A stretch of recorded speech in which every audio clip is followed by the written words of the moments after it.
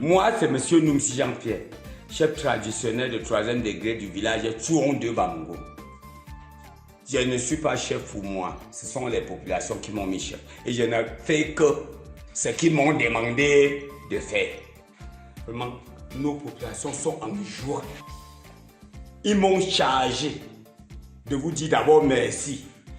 Un accueil chaleureuse à votre présence dans notre localité. Nous, on pensait qu'on était tellement perdus qu'on ne peut jamais avoir des gens qui pensent même aux démunis. En ce moment où vous êtes venus pour comprendre le problème des démunis, je parle comme ça. Ce sont des représentants, ils ne valent rien sur les populations de ce village, mais on les a seulement envoyés représenter les populations. Parce que les populations de ce village, c'est plus de 1000 âmes. Mais, compte tenu de la journée, ça c'est un dimanche, l'église, certains sont à l'église, tout, mais ils ont envoyé ceux-ci pour représenter et transmettre leur message. Je souhaite non seulement que vous puissiez accompagner nos populations dans l'amélioration de leurs conditions de vie, que vous accompagnez encore les populations des autres localités. Nous ne voulons pas qu'on nous accompagne et on laisse les autres localités. Je transmets que le message. Pardon. Car avec l'accompagnement du Seigneur Jésus qui commande tout le monde entier, que nos populations soient accompagnées et que les populations des autres localités soient aussi accompagnées avec vos services. Je vous remercie.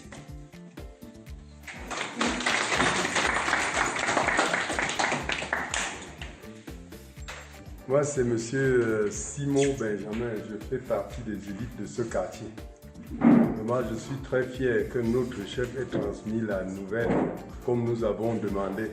Parce que nous sommes un quartier, nous sommes dans un quartier qu'on se demande si on fait même partie des Camerounais encore. C'est pour cela que quand vous voyez notre chef, il a tellement d'émotions que même les larmes peuvent couler parce que la petite lumière que vous voyez dehors là, c'est les élites qui se sont débrouillés à le mettre. Alors que nous faisons, notre quartier fait le cœur de la lumière de l'Ouest.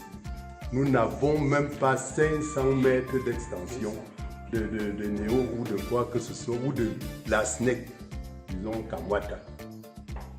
Vraiment, je ne vais pas aller très loin. C'est vraiment notre doléance, c'est que Dieu vous amène et que les projets suivent leur cours comme vous avez pensé au départ. Je vous remercie.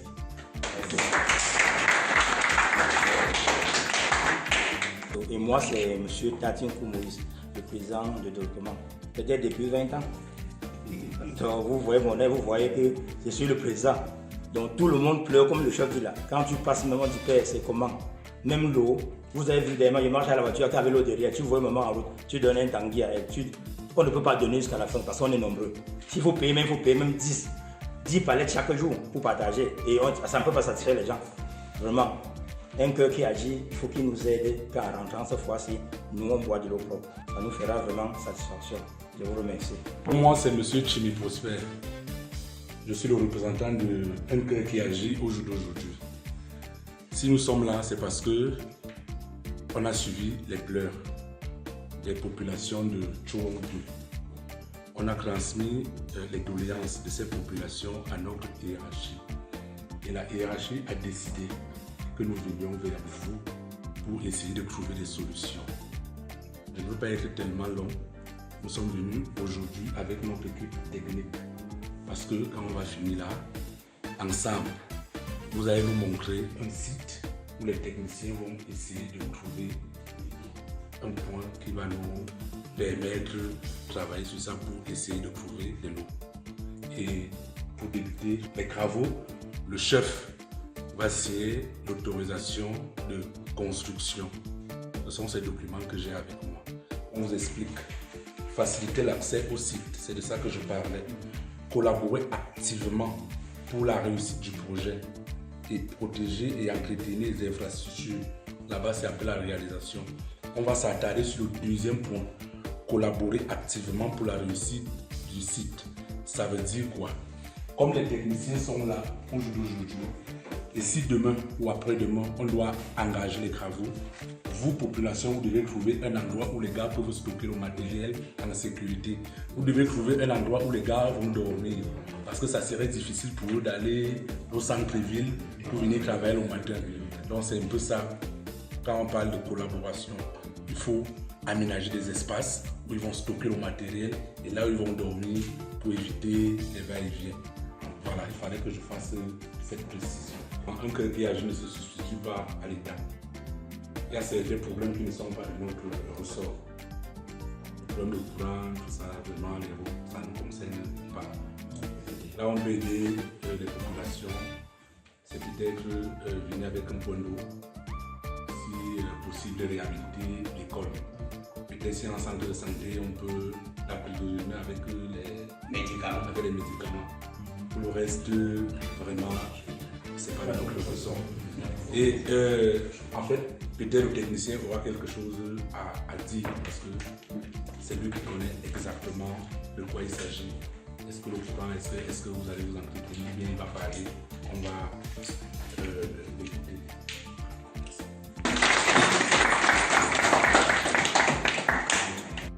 Cher papa, recevez mon bonjour.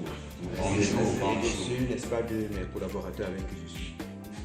Je suis monsieur Thierry Tiendieu, directeur, n'est-ce pas, de l'entreprise Géo-Hydrotech, basée à Douala. Je suis géologue, géophysicien et nous sommes spécialisés dans la réalisation des forages d'eau, des études de sol, des mines carrières et des études d'impact environnemental. Donc nous sommes ici aujourd'hui avec l'association Un Cœur qui agit, dont nous sommes des partenaires. Ouais. Pour essayer à notre niveau d'alléger vos souffrances. Voilà. Bon, pour la petite histoire, avant d'arriver ici, nous étions ailleurs, où ça s'est très bien passé. Donc, vivement, n'est-ce pas, comme l'a dit M. Tini, que vous collaboriez, vous fédériez, n'est-ce pas, les énergies positives pour qu'il y ait succès. Voilà. Et que l'inauguration, n'est-ce pas, soit une fête grandiose. Et que ça reste dans les annales. Donc, tout à l'heure, là, pour ne pas être assez long, il va falloir, n'est-ce pas, que vous nous présentiez les points potentiels. C'est ce qui se passe dans les projets communautaires. Les points potentiels choisis par vous. Nous, maintenant, il va falloir, n'est-ce pas, que nous validions. C'est la science qui valide. Vous pouvez choisir que là-bas, il n'y ait rien. Voilà. Ou alors, à cause d'autres circonstances, d'autres contraintes, on abandonne, n'est-ce pas, pour voir ailleurs. Maintenant, par rapport à ce que nous aurions besoin, il y a les préalables. Il faudra privilégier, n'est-ce pas, des zones pourvues en énergie. Parce que dans le projet, selon les clauses, le fonctionnement sera à pompe électrique. Vous comprenez? Ce sera à pompe électrique. Donc, il faudra privilégier, n'est-ce pas, une zone où il y a du courant. Bon, une bonne énergie. Je sais que ça ne dépend pas de vous. Oui, ça ne dépend pas de vous. Mais une bonne tension. Voilà. Pour permettre, n'est-ce pas, au fonctionnement optimal de l'ouvrage. Ouais. Et aussi par rapport à l'accès. Que l'accès, n'est-ce pas, soit aussi aisé pour l'engin qui viendra travailler. Donc, pour le reste, tout a été dit.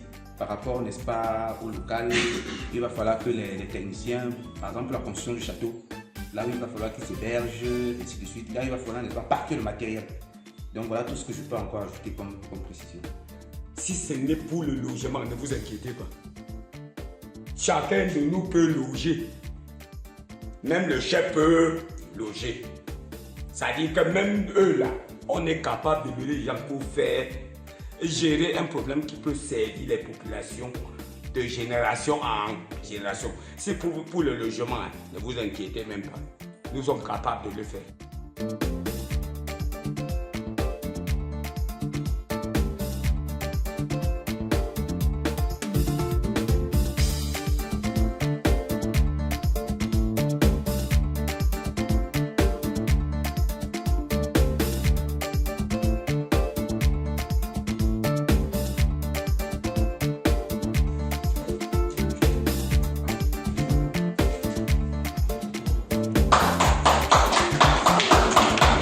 On met l'eau, tout le monde boit.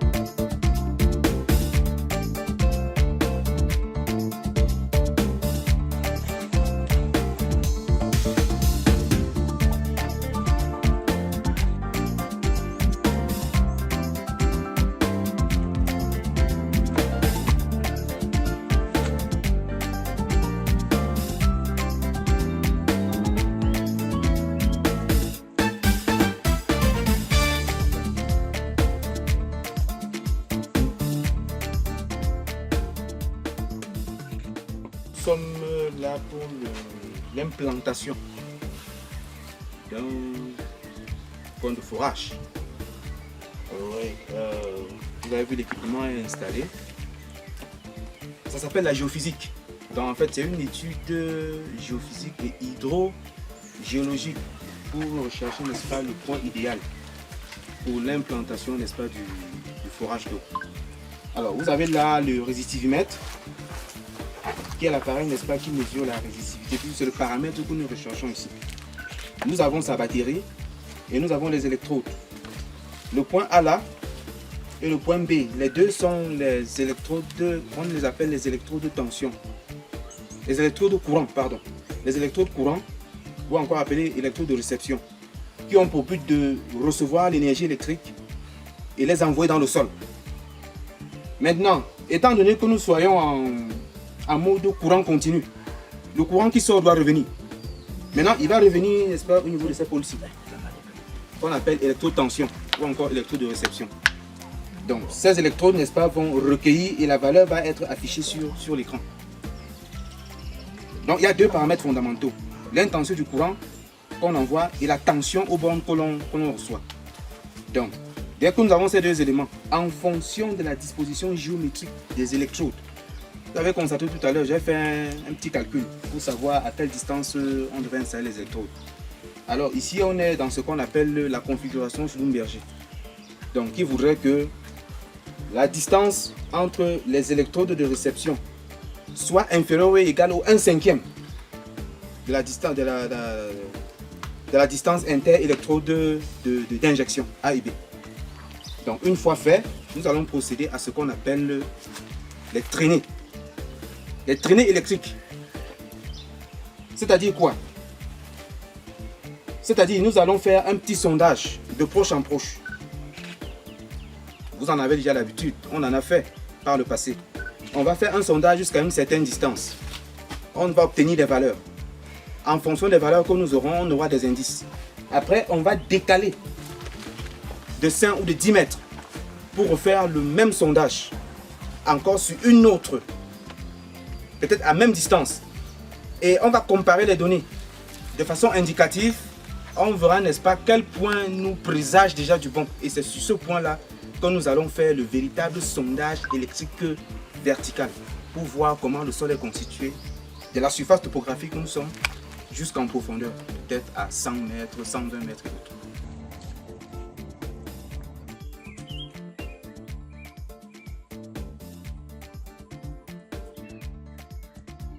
Bon, point suivant, 20 mètres.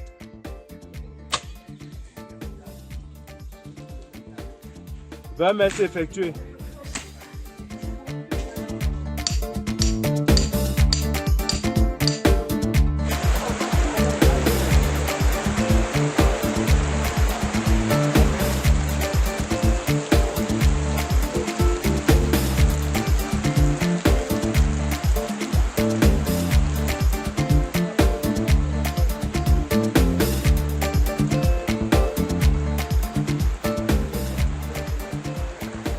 Que chacun de vous vienne, prendre la rubalise pour marquer le point. On arrête pour la première traînée là. Oui, on va faire la deuxième.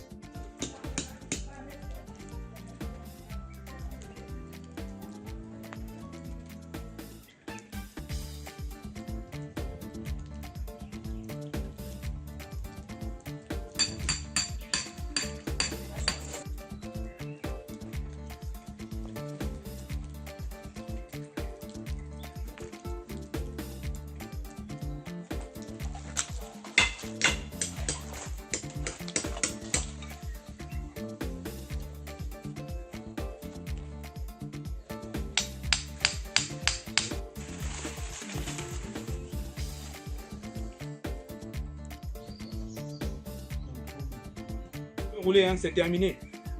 Je répète, c'est terminé. Bien vouloir vérifier que vous avez tout récupéré.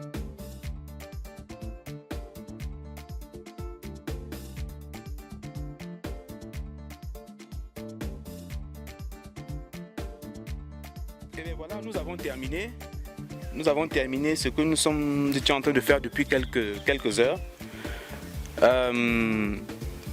ce qu'il y a lieu de retenir est qu'au finish, nous avons 2 points. Il y a un point minoritaire et un point majoritaire. Bon. Ça, c'est au vu des données que nous avons collectées sur le terrain. Nous avons déjà quelques indices qui nous présagent du bon. Mais les indices restent à caractère hypothétique. Pour valider ces hypothèses, il va falloir faire la compilation des données à travers d'autres calculs sur logiciel au laboratoire. Voilà, et faire ce que nous appelons l'inversion. L'inversion des données. C'est-à-dire essayer de simuler sans y être en profondeur. Essayer de simuler quelque chose comme si nous y étions arrivés. Il y a des techniques pour ça et ça s'appelle l'inversion. Maintenant, ça se fait avec des logiciels appropriés. Suivra l'interprétation en tenant compte, n'est-ce pas, de nombreux autres aspects, tels que les informations recueillies auprès des riverains. Suivra la compilation des données dans un rapport avec une littérature assez digeste pour que même un non-expert puisse lire et comprendre de quoi il est question. Ouais. Et une fois, n'est-ce pas, le rapport n'est-ce pas, disponible, il sera question de programmer la descente avec l'engin pour pouvoir passer à la réalisation. Merci. Je vous remercie pour le travail que vous avez commencé hier jusqu'à finir ce matin. Et comme on est en train de nous séparer, je vous transmets les remerciements de toutes nos populations. Ils ont manifesté par leur présence et ils sont fiers du projet que vous êtes venus dans leur localité parce que ça va contribuer à l'amélioration des conditions de vie de nos populations. Et je vous souhaite bon retour. Merci.